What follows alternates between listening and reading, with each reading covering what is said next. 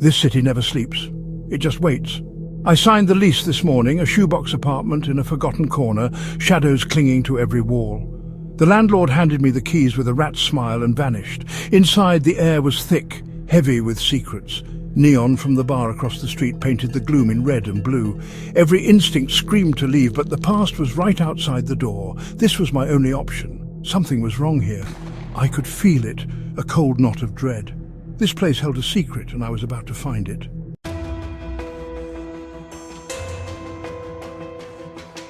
It started in the kitchen, a sweet metallic stench that clung to everything. I searched under the sink, behind the stove, nothing but rust and cobwebs. Bleach scrubbing open windows, nothing worked. The smell always returned, stronger. It was everywhere and nowhere, a phantom warning. The apartment watched me, shadows deepening, whispers in the walls. The smell was more than rot, it was a message. I knew the source was close, and I was getting warmer.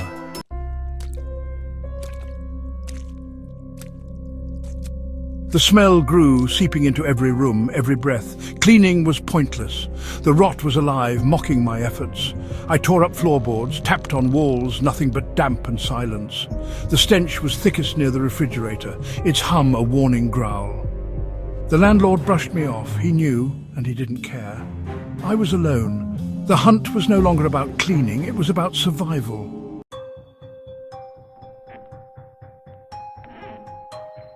At night, the apartment whispered, pleading desperate sounds from the kitchen. I'd creep toward the noise, but it always stopped when I entered. One night, moonlight revealed a dark stain seeping from under the fridge. I touched it, cold, tacky, metallic, blood. The realization hit, this was no ordinary rot. This was the smell of slaughter. The whispers were echoes of something terrible. I wasn't just in a run-down apartment, I was living in a tomb.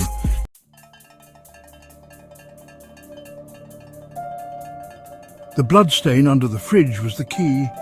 Everything revolved around that humming ancient box. The cold spot in front of it was unnatural, arctic, dead. The whispers grew louder, pleading from inside. The freezer door was sealed tight, as if guarding something. I pulled, but it wouldn't budge. That night, the whispers became a single word, help.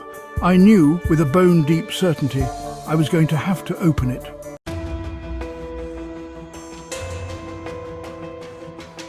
Tonight, the smell declared war. It was a suffocating blanket pressing in from all sides. The whispers weren't hiding anymore. They cut through the silence, pleading from the fridge. Fear twisted in my gut, but anger rose to meet it. I grabbed my crowbar, knuckles white, and stepped forward. Someone was in there, someone was alive. I had to help.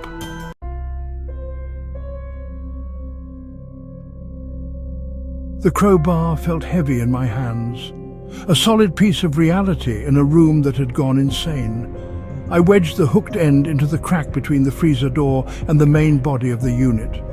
The rubber seal was frozen solid, brittle as ancient parchment.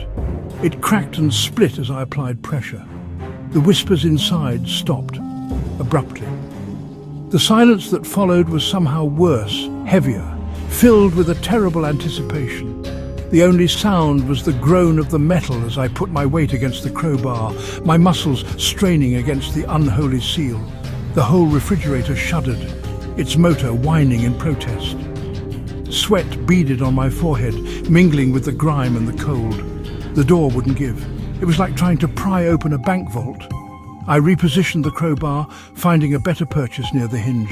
I pulled again, gritting my teeth, a low grunt escaping my lips. There was a sharp crack, like a bone breaking. A sliver of the enamel casing chipped off and fell to the floor.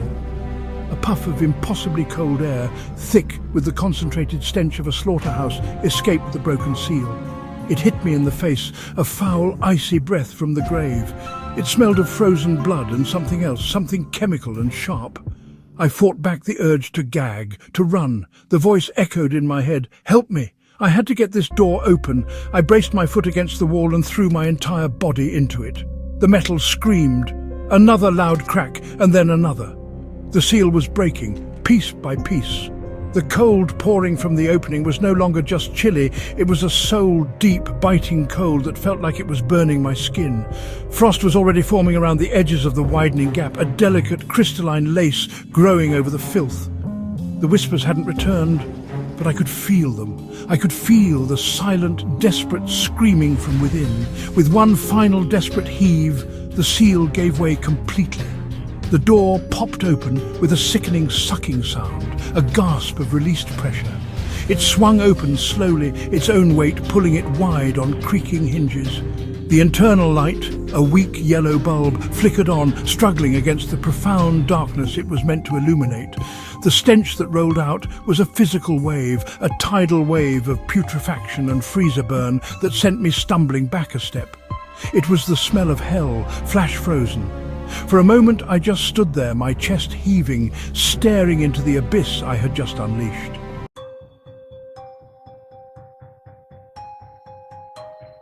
My eyes adjusted to the dim, flickering light from inside the freezer. What I saw would be burned into my memory forever. It wasn't a freezer full of food, it was a morgue, a butcher shop, bodies, or parts of bodies. They were packed in tight, crammed into every available space. They were wrapped in thick industrial black plastic, the kind contractors use for demolition work. But the wrappings were torn in places, revealing the horror beneath. A human hand, fingers curled into a claw, its skin pale and waxy. A section of a torso, the rib cage, starkly visible. A foot, its toenails painted a cheerful, mocking shade of red. The scene was a masterpiece of depravity, a grotesque puzzle assembled by a madman. The parts were cut with a brutal precision, yet arranged with a chilling artistic flair. A head, its eyes wide with a final frozen scream, was nestled next to a neatly severed leg. Streaks of frozen blood coated everything. A dark crimson web that held the horrifying tableau together. The frost had settled over the scene like a delicate shroud, unable to hide the butchery. It was a silent, frozen testament to unimaginable violence. Every piece told a story of a life ended in terror, their final moments preserved in this icy tomb.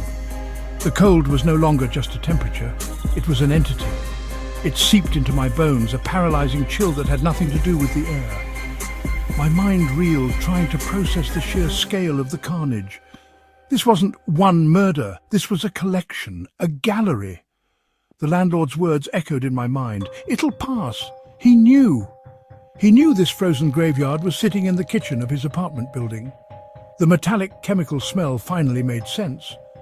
It was the smell of blood and preservative chemicals, a foul cocktail designed to mask the inevitable decay, even in the freezing cold.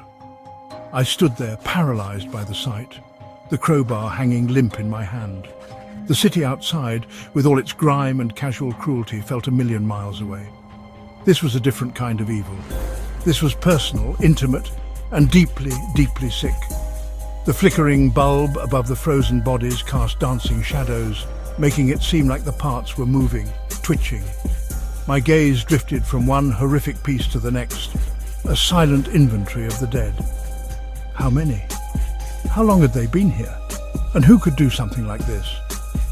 The questions pounded in my head, each one a hammer blow against my sanity.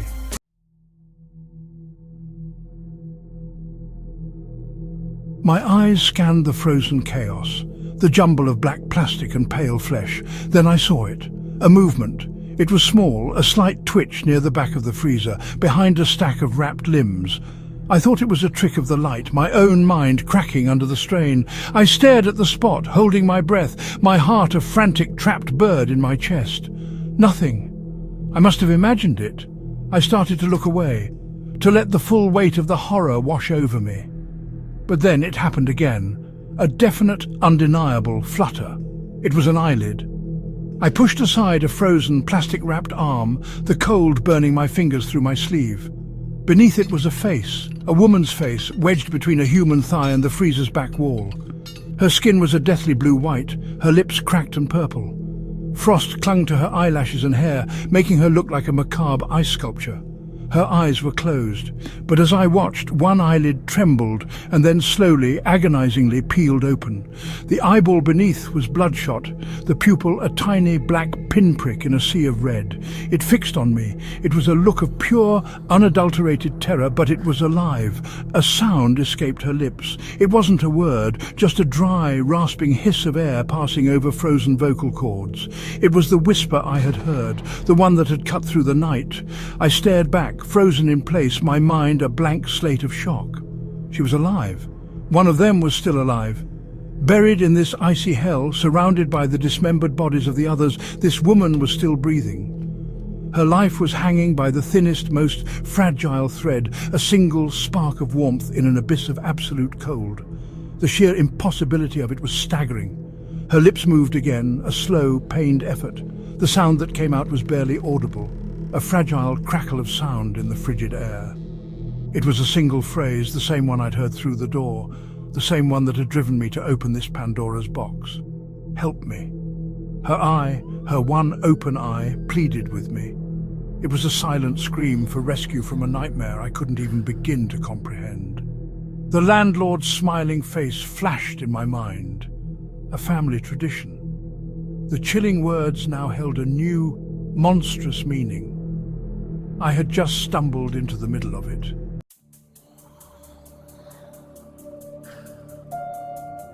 The whisper, "Help me," shattered my paralysis. Instinct took over. This wasn't just a crime scene anymore, it was a rescue mission. Every second in that icy tomb lessened her chances. I reached in, ignoring the searing cold, and focused on her flicker of life. That was my anchor in this sea of insanity. I worked frantically, my breath pluming in the cold. Inch by inch she came free, alive against all odds.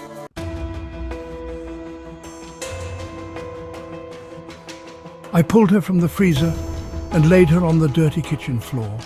Her skin was icy, her veins dark, one eye pleading for help. I draped my jacket over her, desperate to fight the cold. She flinched, a sign of life. Then her lips moved. "He's coming." A key turned in the lock. We both knew who it was.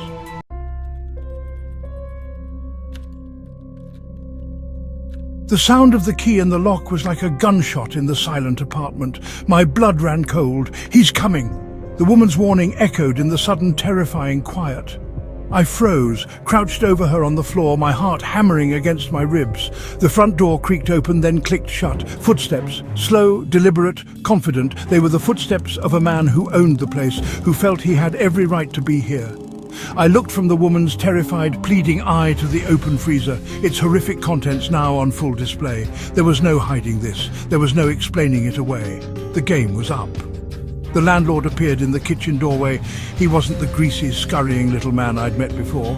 He stood tall, his shoulders back, a placid, almost serene smile on his face.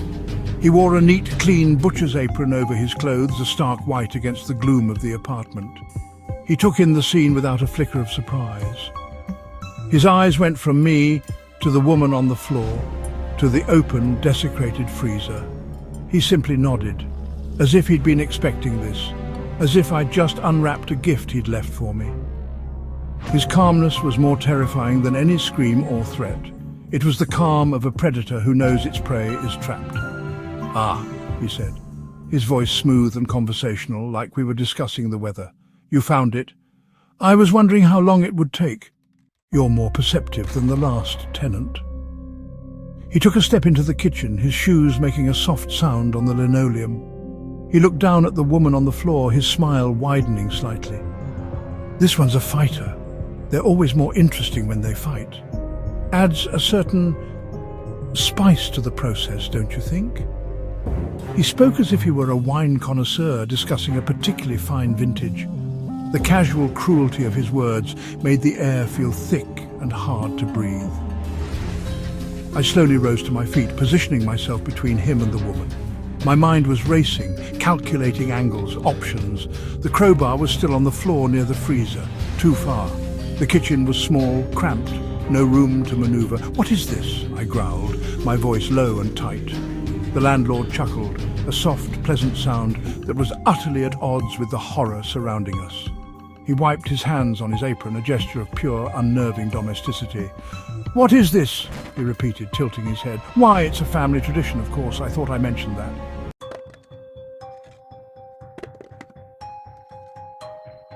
A family tradition, he said, savouring the words. His eyes twinkled with dark mirth. My great-grandfather was a butcher, an artist with a blade. The city, he believed, has a hunger. Not just any meat would do, it needs something special. Passed down through generations, now it's my turn. He gestured to the freezer. Care to join the family business? His eyes locked onto mine, waiting.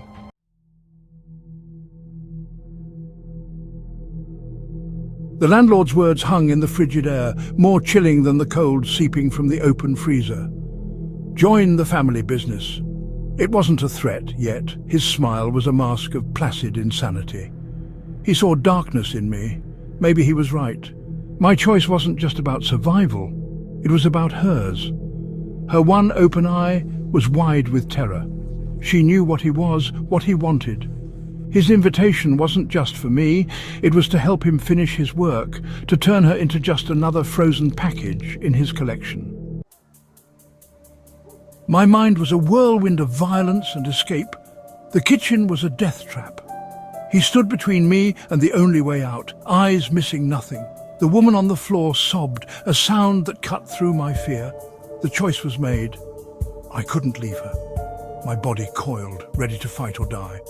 The only question was how it would end.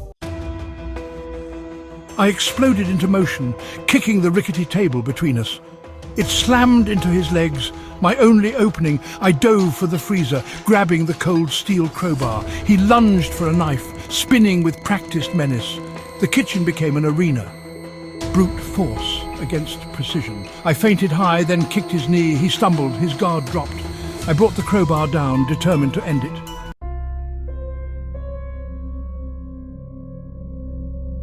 The crowbar connected with a sickening crunch. He screamed, clutching his ruined shoulder, blood soaking through his shirt and apron. The hunter had become the hunted. I advanced, crowbar ready. The fight was over. Silence filled the apartment, broken only by rain and the woman's shallow breaths. I made the call, left without a name. Some places you can leave, but some smells never wash off.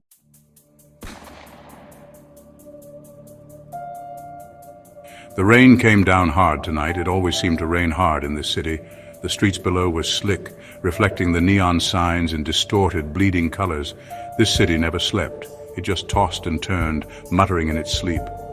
My apartment wasn't much, just a box high above the grimy streets, a place to lick my wounds, the distant wail of a siren, a common lullaby here. Tonight felt heavier, though. The usual city symphony had a discordant note. I'd been feeling it for days. Maybe it was just the city finally getting under my skin for good. Or maybe it was something else entirely, something lurking just out of sight, waiting for the right moment to pounce. I paced the small confines of my living room. The city outside was a concrete jungle, and this apartment my shabby cage. I had a drink, then another. The cheap whiskey burned, but it didn't burn away the feeling.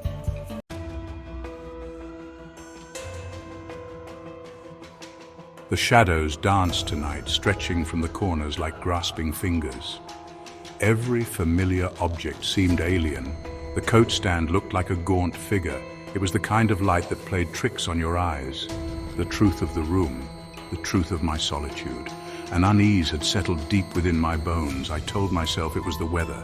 Drip, drip, drip. Each drop echoed in the silence. It felt like a drumbeat heralding an approaching doom. Solitude. I used to crave it, but tonight the solitude felt different. The shadows weren't just shadows. They were hiding places. My own reflection looked back at me like a stranger.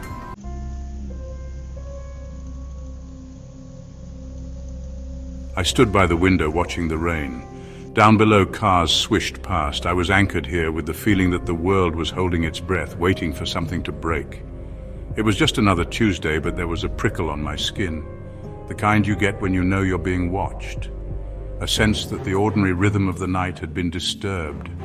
Something was coming. I'm not a man who scares easy, but tonight, something was chipping away at me. A cold, unfamiliar dread. It felt elemental, primal. I just wanted the night to end. Little did I know it was just beginning.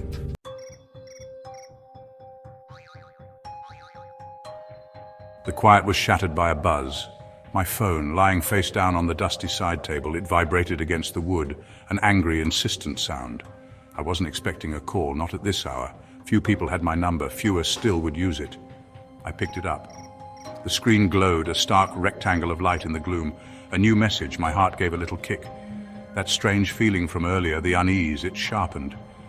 Like a dog pricking its ears at a sound I couldn't yet hear. The sender ID made my blood run cold. It was my own name, my own number, staring back at me from the screen. How was that possible? A glitch? A spoof? My mind scrambled for a rational explanation, but the city's oppressive weight, the night's strange mood, it all conspired against logic. This felt different. This felt wrong. Like a crack had appeared in the fabric of reality, and something had just slipped through. Something meant for me. Cold dread began to seep into my veins, colder than the cheap whiskey. Then I saw the timestamp. It wasn't now. It was 5 minutes from now. 5 minutes into the future. A cold sweat broke out on my forehead. My hand tightened on the phone. This wasn't a simple prank. This wasn't some network error. The numbers on the screen were clear, undeniable. It was a message sent from a time that hadn't happened yet. The air in the room seemed to thicken, to press in on me. The dripping faucet faded. The city noise outside went silent. All that existed was me, the phone, and those impossible digits. My breath hitched. The unease I'd felt all evening, that vague premonition of something bad, it now had a focus, a terrifying anchoring point. This was it. The knot in my gut tightened into a fist of ice. The city wasn't just dreaming troubled dreams tonight, it was having a nightmare, and I was right in the middle of it. The phone felt heavy in my hand like a cursed artifact, a harbinger. I hadn't even read the message yet, but I already knew it wasn't going to be good news.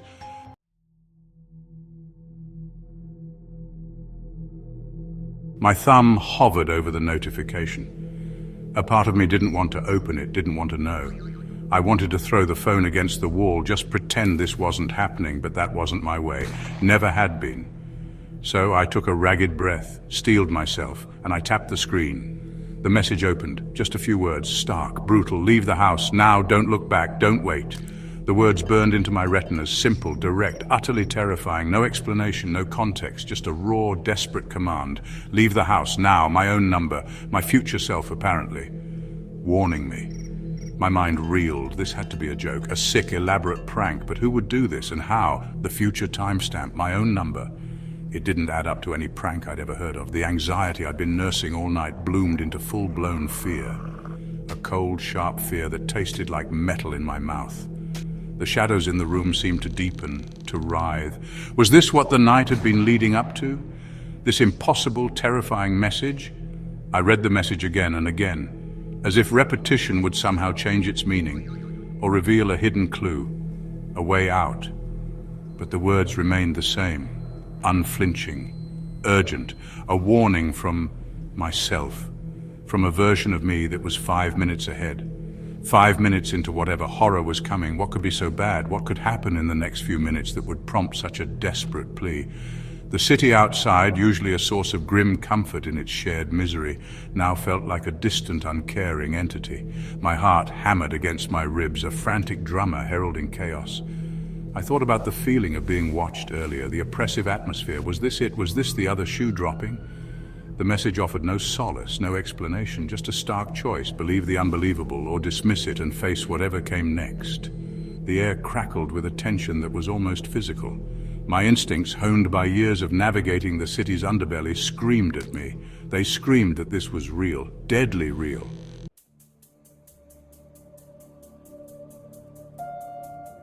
I stared at the phone, the glowing screen, the only source of light I could focus on. The words, "Leave the house now," pulsed with an infernal rhythm. My apartment, once a shabby sanctuary, now felt like a trap. Every creak of the old building, every distant siren, every gust of wind rattling the window pane sounded like a prelude to doom. The warning was clear, but the why was a gaping black hole of terrifying possibilities. What had my future self seen? What was he running from? Or more chillingly, what was he trying to prevent me from experiencing? The seconds ticked by on the wall clock, each one a hammer blow against my resolve. The 5-minute mark from the message's timestamp was approaching. Fast, too fast. My mind raced, a chaotic jumble of fear and disbelief. Should I grab my keys, my coat, run out into the storm-lashed streets without a second thought, or should I stay, barricade the door, try to fight whatever was coming? The sheer absurdity of it all fought against the primal fear the message had ignited, a text from the future. It was insane. Yet the dread felt undeniably real. This wasn't like any fear I'd known. Not the fear of a known enemy, a physical threat you could see and fight. This was a fear of the unknown, the impossible. It gnawed at the edges of my sanity. The message wasn't just a warning, it was a contamination. It had infected my reality, twisted it into something monstrous. The silence of the apartment, once broken only by the drip and the rain, now hummed with a malevolent energy. I felt exposed, vulnerable, like a target painted on my back. The choice was mine, but it felt like no choice at all. To ignore it felt like suicide. To obey it felt like madness. I looked around the small room at the familiar, shabby furniture. The coat stand still looked like a gaunt figure, but now it seemed to be beckoning me towards the door. The shadows weren't just hiding places, they were advancing. The rational part of my brain screamed hoax. But the cold dread coiling in my stomach, the prickling unease that had been my companion all night, whispered a far more sinister truth. Something was terribly wrong, and time was running out.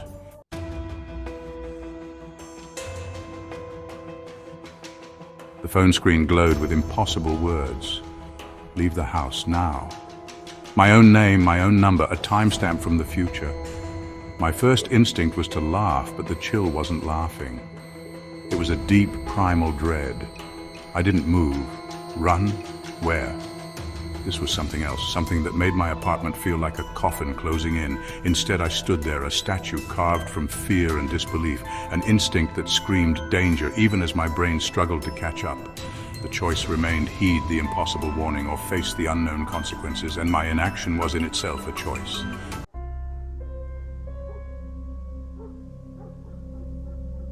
I forced my legs to move, not toward the door. I began to pace. With every step, the old floorboards groaned, sounds I'd heard 1,000 times, sounds I'd never truly noticed until now. Tonight, they weren't just the complaints of an aging building. They sounded like footsteps echoing my own. My senses were on a razor's edge. The familiar was becoming menacingly unfamiliar. The dripping faucet in the kitchen, drip, drip, drip. It was a deliberate, mocking tap, like someone drumming their fingers impatiently, waiting.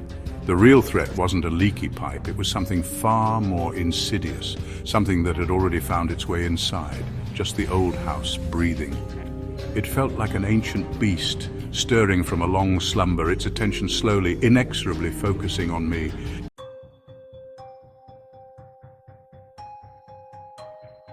My eyes strained, playing tricks. Or were they finally seeing what had been there all along? The shadows deepened, shifting, alive. The coat stand cast a silhouette like a tall, gaunt figure waiting. I blinked, but the unsettling images persisted. I caught my reflection. For a moment, the face staring back didn't look like my own, a chilling premonition of what was to come. The boundaries of reality felt like they were fraying. Was I losing my mind, or was the house trying to warn me? The unease was a living thing now.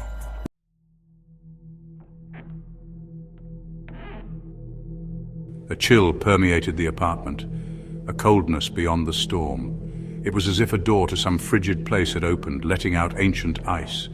The air grew heavy, thick with an unspoken threat. The silence screamed louder than any noise.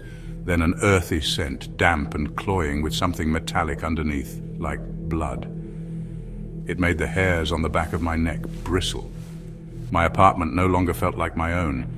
It had been invaded by something I could feel with every fiber of my being.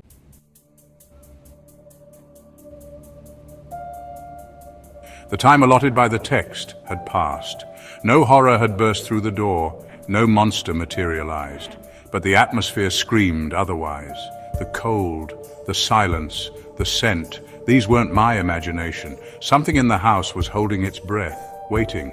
An unseen hunter was patiently stalking me. I was here, and something was here with me. I'd ignored the warning. The house felt actively hostile.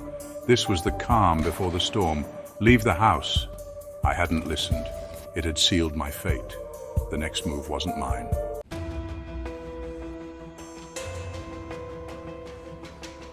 The silence shattered.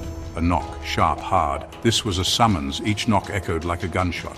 My heart tried to beat its way out. I froze. The waiting was over. Whatever game the night was playing was aimed squarely at me. Terror washed over me. The goddamn text message burned in my memory. Then it came again. This wasn't a casual visit, but an appointment. The door was the bait. It had all been leading to this visitor. This was it, the point of no return. I had to see what horror my future self tried to save me from.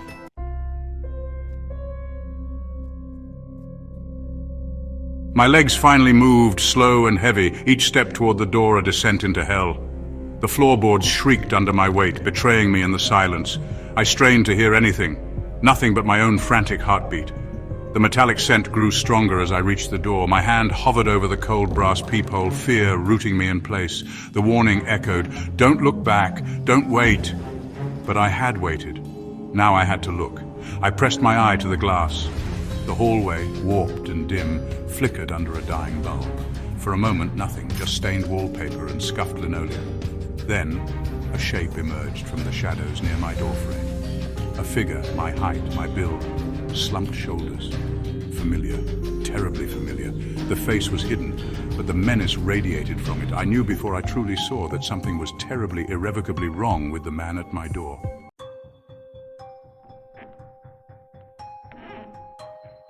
Then he lifted his head. My world spun. It was me, my face, but twisted, corrupted. Blood smeared across that face, matting the hair, soaking the shirt, my shirt. The metallic tang in the air was him. Whose blood was it? The sheer volume was monstrous. But the eyes, two crimson points of light, burning with hunger and ancient malice. They fixed on the peephole, unblinking, as if they saw me. My body shook with nausea and cold sweat. This thing, this abomination wearing my face, was no prank or dream. It was real. The warning had been a gross understatement. This bloody, red-eyed parody of myself was the visitor, and it was here. My ruin had arrived.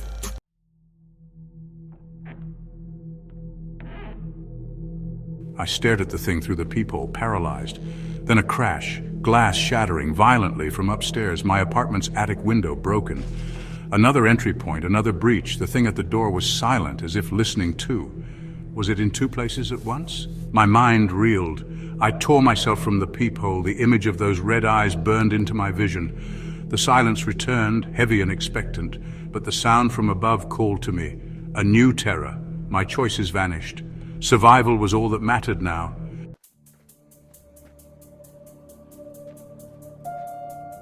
My legs moved toward the attic stairs, away from the door and its bloody sentinel. The storm outside howled through the broken window above. The stairs, steep and shrouded in darkness, led to a place I rarely visited. Each step creaked, echoing my dread. The air grew colder, the scent of rain and broken glass overpowering. Rain lashed the attic floor, the wind a mournful wail. The attic, once just storage, now felt hostile and alien. At the top, the opening loomed, a black square, wind howling through it. I paused, breathless, peering into the darkness. Only the faint light from below cast my trembling shadow ahead.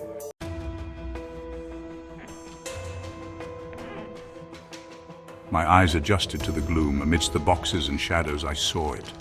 Another me near the shattered window. The storm illuminated its form, bloodier, more ravaged than the first. Its clothes hung in tatters, skin caked in blackened blood. Red eyes, fiercer than before, locked onto mine. It stood motionless, a statue of gore and malice. The air was thick with its presence, the stench of blood and storm. I was trapped between two horrors. Then it moved, just its head. Slowly eyes, never leaving mine. A guttural, twisted version of my voice rumbled out, "You should have left." Not a threat, but a verdict. The warning from the future, spoken by my own ruined mouth. Hope finally died.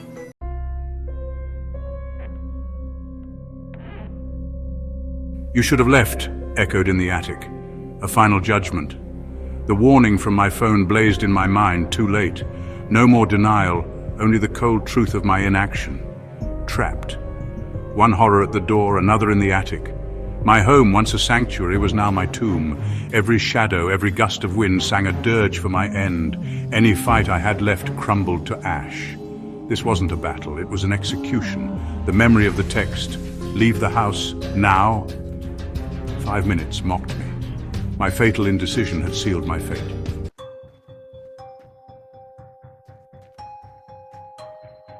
What were they? These grotesque doppelgangers wearing my face, yet terrifyingly alien? Were they demons conjured from some whispered ritual, or manifestations of my own buried darkness? Their origin was a mystery I wouldn't survive to unravel. Their intent, though, brutality clear. They were here to unmake me, to drag me screaming into the abyss. A sound from below, something weighty was being dragged across the floor. The thing at the door was moving, coming for me. They were closing in relentlessly. These were my last moments of lucidity, only a vast acceptance of the inevitable. My life was ending here. The universe wouldn't even pause to notice. Their red eyes, the stench of blood. A growl rumbled from the encroaching darkness. Then it lunged. It consumed everything. It consumed me.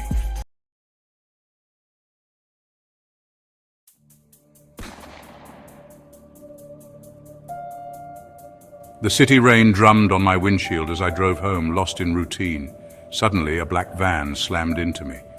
Shadows pulled me from the wreck, their faces hidden by rain and darkness. A chemical cloth pressed to my face. As the world blurred, I realized this was no accident.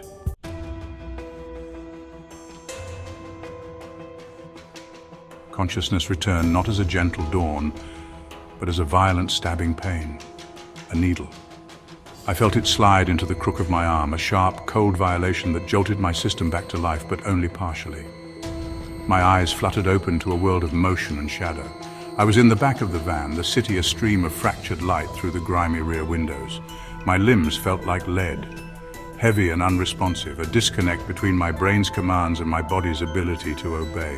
Panic tried to claw its way up my throat, but it was a dull, sluggish thing, muted by the drugs coursing through my veins. The world was a slow, syrupy mess.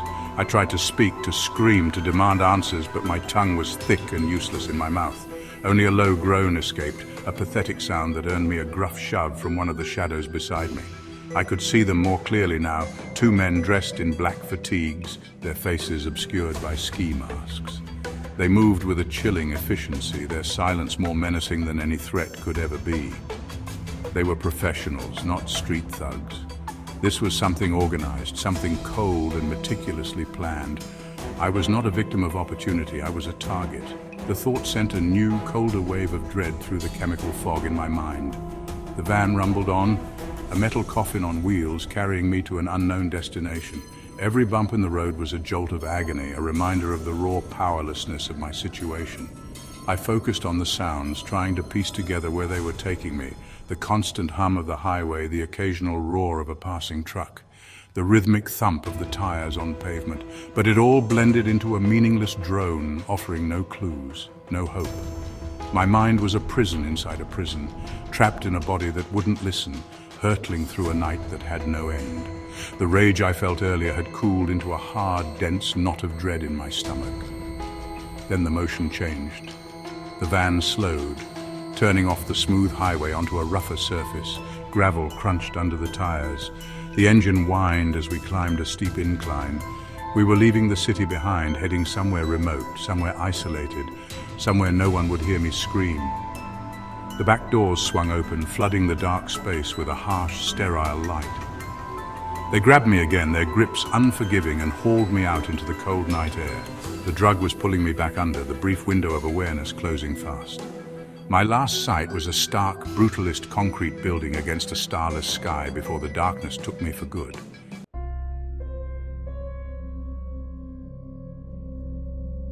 I awoke to a low, persistent hum and biting cold, my body heavy and unresponsive. Harsh white lights glared above, the ceiling seamless and sterile. The rhythmic beeping of medical equipment echoed my own heartbeat. I lay exposed on a metal table, surrounded by surgical tools and IV lines. Fear and confusion clouded my mind. What had they done to me?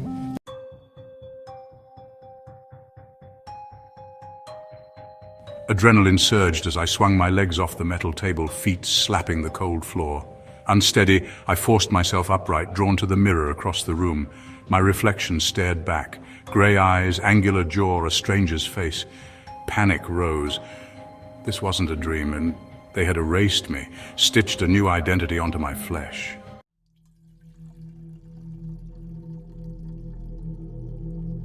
A soft click echoed in the sterile room. A door slid open, and a woman in surgical gear entered, her eyes calm and devoid of emotion. She held a clipboard, her voice crisp and clinical. "You're awake. The disorientation is normal. We gave you a gift, a second chance. You are the lucky one, the new prototype." The words were a mockery. If I was the lucky one, what happened to the others? "They didn't survive the stitching," she said.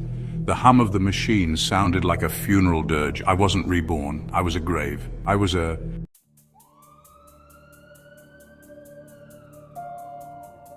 The doctor, clad in surgical gear, tapped her clipboard, the sound sharp in the sterile room. "Stitching," she said, "is more than surgery. It's the weaving of a new reality onto your body and mind. Identity is a tapestry memory, appearance, personality. We unpick, replace, and weave in new threads from a donor. The skin you wear belonged to another. His face is now your prison or your vessel.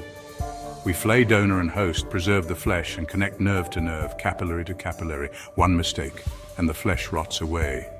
I stared at my hands, feeling the ghost of 1,000 needles beneath the skin. Why, I managed to ask. The doctor smiled coldly. "Because we can. We are architects of the soul, and you are our masterpiece."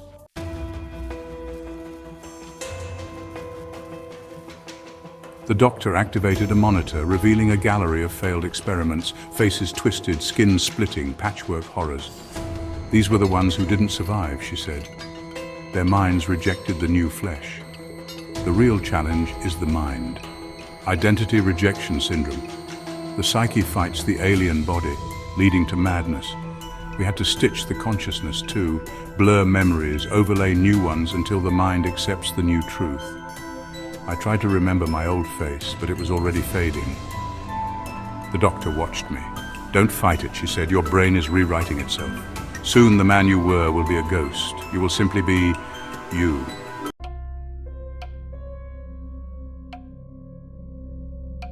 The doctor pulled back a sheet revealing a corpse, my face, my body, lifeless and pale. "He was the original, a gambler doomed by fate. We intercepted his destiny," she said, "and repurposed it.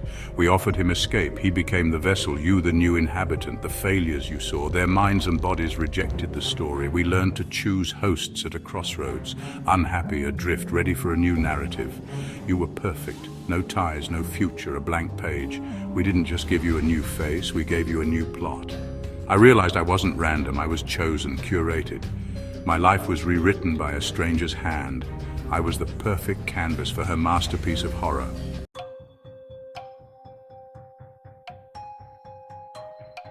The doctor covered the corpse and turned to me. "The final element is purpose. We don't just give you a new body, we give you a new drive."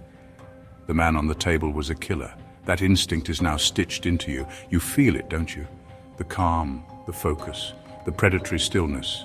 The old you is almost gone. "You are not a victim," she declared. "You are an upgrade. We stripped away your mundane shell and replaced it with a weapon. You are an asset, a tool. Your escape would only be the beginning of a new nightmare." I wore a dead man's face and carried his murderous soul.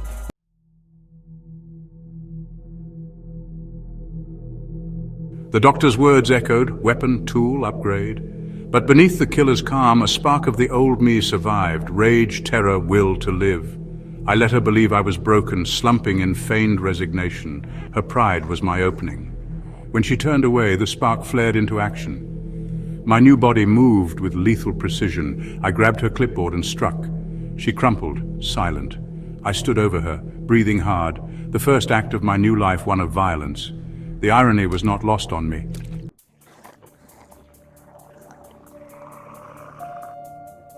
The doctor lay unconscious, blood at her temple. I took her keycard, heart pounding, and slipped into the corridor beyond.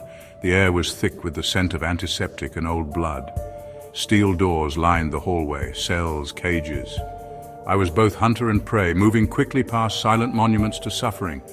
I had to escape. I had to tell someone. I had to end this.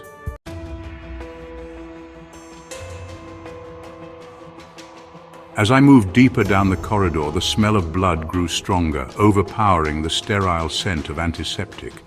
It was fresh. Ahead of me, a heavy door stood slightly ajar, a sliver of harsh white light spilling out into the dim hallway. A low, wet, rhythmic sound came from within, a hacking, a chopping. My killer's instinct told me to retreat, to find another way. But the desperate man I used to be, the man who needed answers, pushed me forward. I moved toward the light, my steps silent, my body taut as a coiled spring. I had to see. I had to know the full extent of the nightmare I was a part of. I peered through the gap in the doorway. The room was another operating theater, but this one was not clean. It was a slaughterhouse. Blood was everywhere. It slicked the floor in deep crimson pools. It spattered the white walls in grotesque patterns. It dripped from the edges of a steel table in the center of the room. Two figures in bloody surgical gowns stood over the table, their backs to me. They were working intently, their movements brutal and efficient. They weren't surgeons, they were butchers. On the table lay what was left of a human body, and they were dismembering it with bone saws and heavy cleavers. They were harvesting.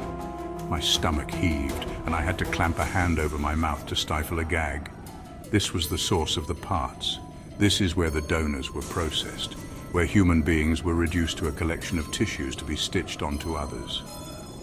One of the butchers grunted and lifted something from the mangled corpse, a section of skin, perfectly flayed, which he dropped into a chemical bath on a nearby cart.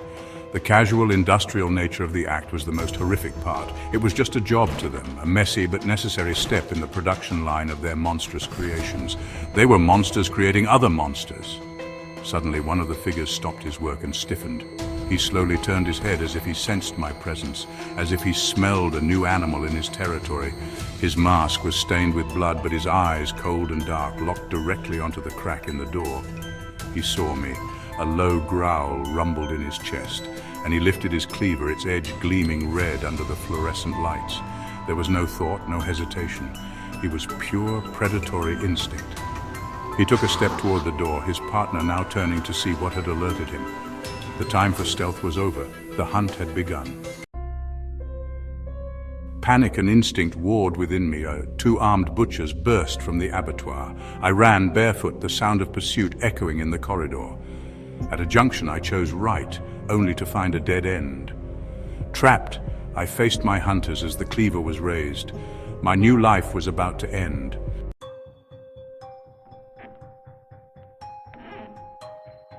The dead-end corridor felt like a tomb, the heavy steel door at my back a final, unyielding gravestone.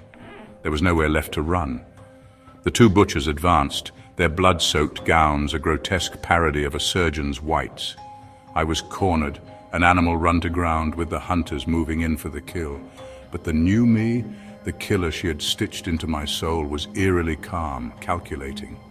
The injustice burned away my terror, leaving only cold resolve. I would not be unmade without a fight.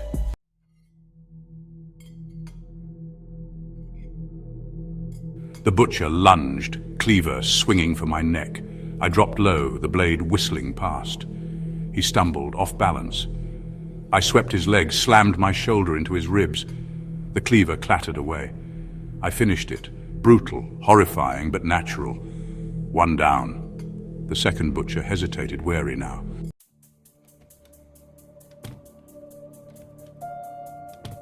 The second butcher stood frozen for a moment, his gaze shifting from his fallen comrade to me. The dynamic of the fight had irrevocably changed. I was no longer just a victim, I was a threat. His cautious posture told me everything I needed to know. He was a brute, a heavy hitter, but he wasn't a fighter. He was used to working on restrained subjects, on corpses. He wasn't prepared for a target that hit back this hard. I saw my chance and seized it. I dove for the fallen cleaver, my fingers wrapping around its solid, blood-slicked handle. The weight of it felt right in my hand. It felt like an extension of my own arm, a tool I knew how to use. He roared and charged, swinging the bone saw in a wild, desperate arc. It was a clumsy move, driven by rage rather than skill. I sidestepped easily, the saw's teeth cutting through empty air. As he blundered past, I brought the flat side of the cleaver down hard on the back of his wrist. I heard a sharp crack and he screamed, a high-pitched sound of pure agony. The bone saw dropped from his now useless hand, skittering across the floor. He clutched his broken wrist, his face a mask of pain and disbelief. He was disarmed, he was wounded, the fight was over, but my work wasn't. The doctor's words echoed in my head, "You are a weapon." I advanced on him, the cleaver held ready. The hunter had become the hunted. He backed away, stumbling over his own feet, his eyes wide with terror. "Wait," he pleaded, his voice cracking, "please." The sound of his begging was a strange music to the cold part of my soul. This was the man who carved up bodies, who participated in the creation of this hell. His plea for mercy was a hypocrisy so profound it was almost laughable. I thought of the man on the table whose face I now wore. I thought of the whimpering souls in the dark cells. They didn't get to plead, they didn't get a choice. My arm moved with a will of its own, a perfect, clean arc. The cleaver was not a clumsy weapon in my hand. It was an instrument. The butcher's plea was cut short as the blade struck him. Blood erupted, painting a fresh crimson splash across the pale concrete wall. He collapsed, his body joining his partner's on the floor of the corridor. Silence descended, broken only by my own ragged breathing. I stood there, surrounded by the carnage, the cleaver heavy in my hand. I had become the butcher. I had used their own tools against them, and in doing so, I had painted my own masterpiece of violence on the canvas of their workshop.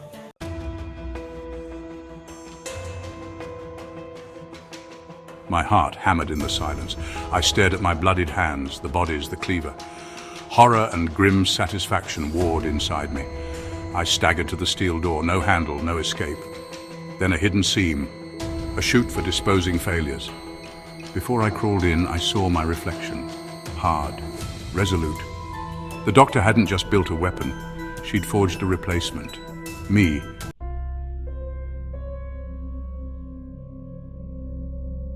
The reflection in the steel door held me captive. It was the face of a dead man, but the eyes were mine, burning with a new, terrifying clarity. She hadn't just chosen me because I was a loner. She chose me because I looked like him, her partner, her creator. I was a cuckoo in a dead man's nest, a weapon with a grudge. I was her masterpiece, and I was coming for her.